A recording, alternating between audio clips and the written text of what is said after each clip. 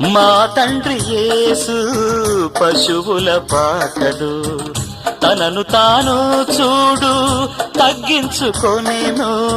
మా తండ్రి యేసు పశువుల పాకలు తనను తాను చూడు తగ్గించుకొనెను. కుమారుడు క్రీస్తు ఒలివల తోటలో, కుమారుడు క్రీస్తు ఒలివల తోటలో మోకాళ్ళ కన్నీళ్ళ ప్రార్థించే చూడు. మా ఇంటి పేరు పశువుల పాక, పక్కింటి పేరు ఒలివల తోట, ఎదురింటి పేరు కల్వరి కొండ, మావాడ పేరు సియోను కోట. మా ఇంటి పేరు పశువుల పాక.